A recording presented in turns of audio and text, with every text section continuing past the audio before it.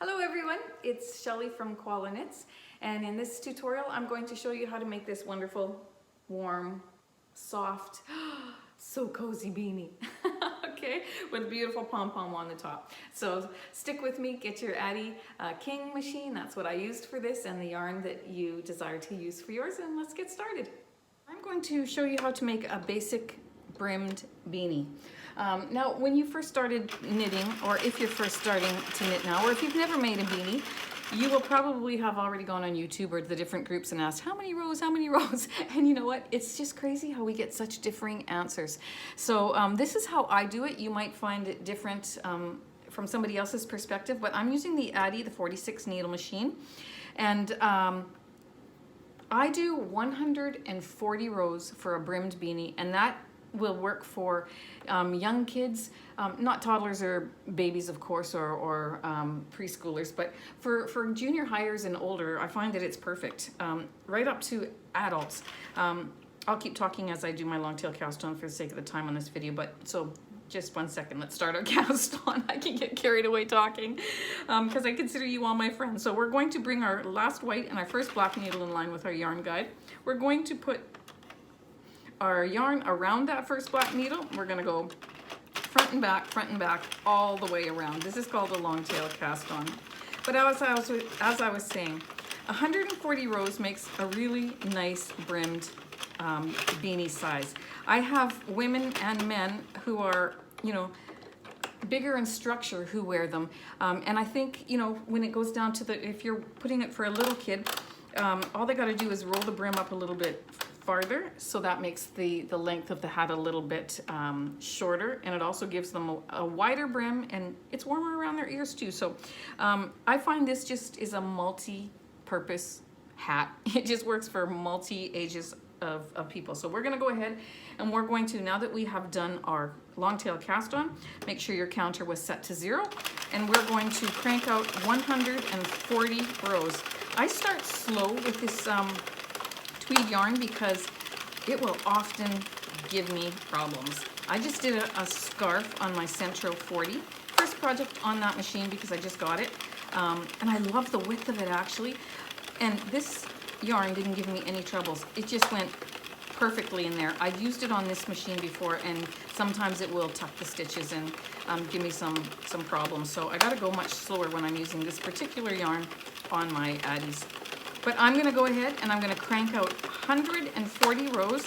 After about 50 or 60 rows, I'll pop back on and I'll show you how I roll up the center into a donut so that the tension remains even on all my stitches. All right, so happy knitting. We'll see you in about 60 rows. I am on row 65, and I didn't want to stop because it was working so well. I did drop 2 stitches actually. Actually, no, I didn't drop them, pardon me. I had tucked stitches and I fixed them really quickly. If you don't know how to fix a tucked stitch, you can find that video. I have a video on that too, and it's very easily done and very quickly done if you do it the right way. So go ahead and look up that video if you need assistance on that, and you can very quickly fix a tucked stitch on your machine. Okay, so I rolled that up in a donut so that I can have even tension around the perimeter of my knitting of my project, and I'm going to continue going. So I'm at 65 right now. I want to make it to 140, so I'll see you when I get there. I'm going to just stop there and show you, I'm at row 83, but I'm going to stop because I'm running out of yarn in this ball, and I'm going to just show you how to change it if you're not sure how to do that. So I'm going to just, wherever I feel I want to stop it, I just want to open my yarn guide, put it between those 2 needles and into the center. I'm going to take my new yarn, I'm going to put it in my yarn feeder, put it in between those same 2 needles, and I'm going to crank 3 or 4 needles, and I'm going to grab the end of both ends of my working yarn, and I'm going to pull it a little bit taut. And if you've seen that, you'll see that it kind of, and I like to push it down over that too. It just snugged up in there a little bit. That way, when I take my project off my machine, the tension there is going to be the same as everywhere else, and not going to be looser just because I did change. Then I'm going to do a double knot, and I'm going to cut this off, and I'm going to keep going like normal till I get to row 140, and I'm going to stop and roll up my donut every time I feel the need to do so. Okay? So there you go. I'll see you when we get to the end.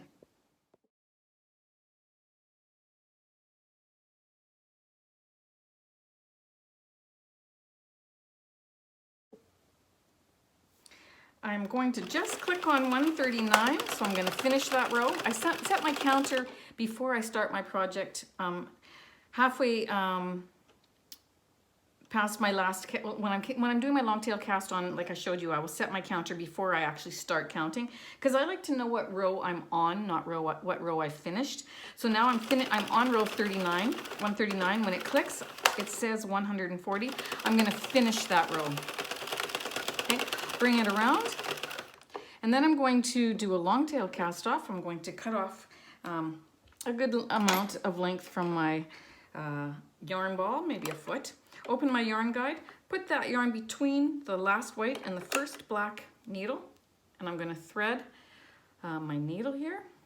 I love these needles. I mention it on every video. I get them from Walmart. They're a metal needle with a hard plastic end, very easy to thread, but just wonderful. I love them. In time, like my last set lasted me about 6 months. This plastic will pull out of the needle, but they're only $4 for 3 needles, so they're really inexpensive and just a necessary tool in my opinion. So Amazon probably carries them as well. So to cast off, I'm going to turn my crank so I can get the first one off, pull it through there, go to the second one, go into that loop and take it off. I do about 5 or 6 before I crank it further. Okay, then 3, 4, and 5. It's a bit loose now, so I can crank maybe 3 or 4 at a time. 1, 2, 3, 4. Catch them with your thumb. 5. I don't usually like to do more than 5. I mean, you could do the whole thing around and then just go as you want, but you risk them falling off these little teeth. And if they fall off, then you get drop stitches. So, you know, if you're scared of that, just go like this and hold the one that's next so that it doesn't fall off. But generally they're okay. Catch it with your thumb, and we're going to go all the way around.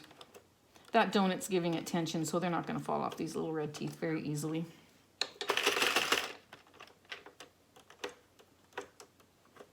It must have been really dry in my house the last time I used this yarn, because I put it in the drawer and said I'll never use it again, because it kept snagging, it kept tucking, it kept everything you don't want it to do, it did. But it worked out very well this time around. So the humidity in my house must be different. Okay, so here we go. 46. We've got that taken off. Move my needle. And we've got our donut. So I'm going to unroll, making sure that this doesn't, there we go, that this doesn't start unraveling. So maybe cut off a little bit longer than what I told you in the beginning when you're doing your cast off, if you're not used to doing this. So you unroll your beanie, and then you're going to stretch it out in every direction. So you stretch it widthwise all the way down. Just lines up those stitches nicely. And then you're going to stretch it lengthwise, just like that. And it's amazing how soft it becomes once you start doing that. It's just so satisfying. I love it. So there we've got our long tube of 140 rows, and now we're going to cinch the ends and bring it together. So once we've got it all stretched out, we're going to take one end and we're going to pull on that end that's left there. Okay, unraveling this, or not unraveling, but unrolling the end as you go. Okay, and then we're going to just keep pulling. You want to be firm, but you want to be fairly gentle too, because you don't want it to break. If this end breaks off while you're doing this, then you may as well start your whole beanie over again, because your project will unravel. Okay, so I do that. Then I take my smaller needle that's also in that package that I told you about. It comes with 3 different sizes. I take the smaller one. Now at this point, I'm going to snip this yarn tail off so it's not quite so long. Easier to work with that way. I'm going to snip it off. Thread my needle, then I'm going to close my end. Okay, so what I do is I reinforce it a few times, going around those stitches, under those stitches there, just that's around the very perimeter of the top. Okay, go around, pull it snugly.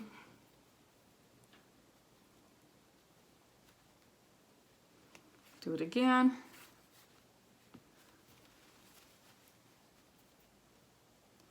Maybe maybe straighten this out a little bit so you can get underneath all those stitches. Push it through. Pull it tight. Again, being sure that you don't use brute strength on it because if it breaks, that would be very sad. So you don't want that to happen. So pull it tight, and then I'm going to just loop it in through a couple of those stitches, make a knot, do that again. I'm going to put that in through the top of that hole into the middle of my beanie. I'm going to put my hand through the other end and into that beanie. I'm going to grab the needle and pull the thread. So that little knot went inside, and I have a beautifully finished top to that one, but you're not going to see this anyways because you're going to pinch the inside with your fingers and you're going to pull it through so that it's on the other end. Okay, so now you see, there's the end you just did. Oops, I snagged a little piece of yarn there, that's okay. That's the end you just did, and you're going to now do the same thing with this other end, pulling that tight.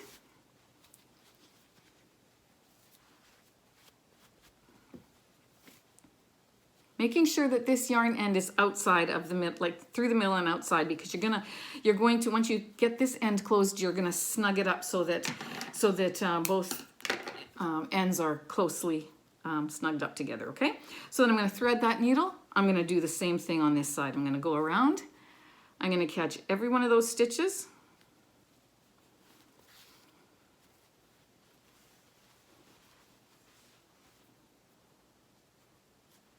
If you miss a couple, that's okay. You just want to make sure you're going around the circle.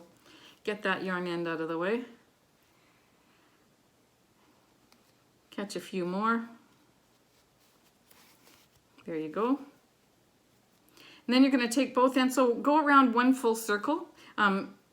Even 2 or 3 is okay, but I think for this one that's good. See, I snugged that up, and I feel that it's right tight up against each other. The inside is right snug up against the outside. So I'm going to remove my needle. I'm going to tie another knot, and then again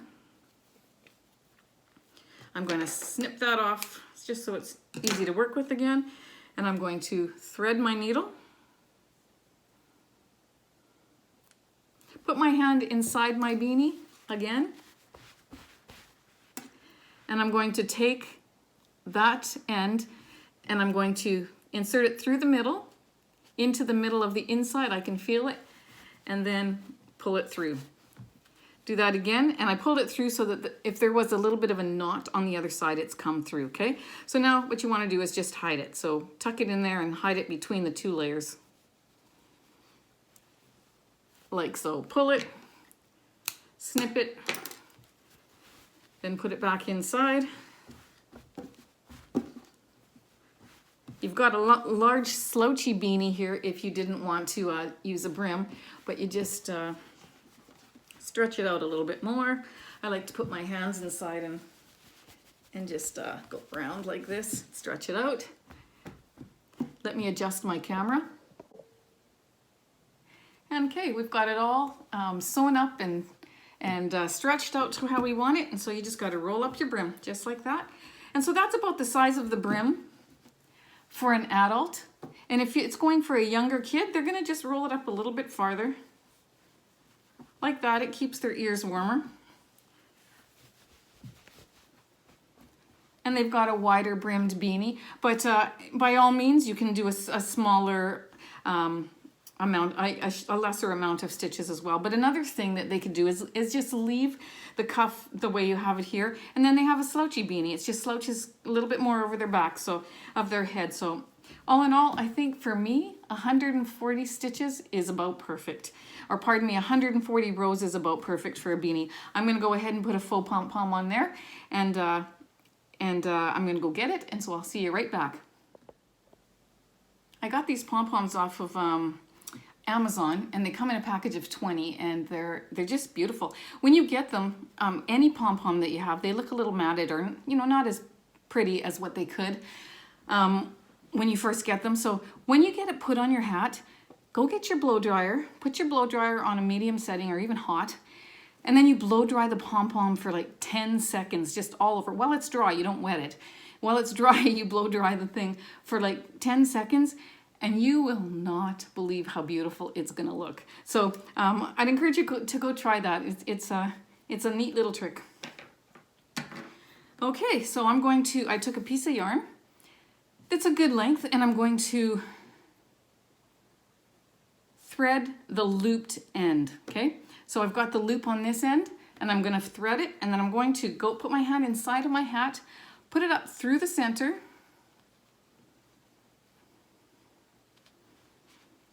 and up through the hole there.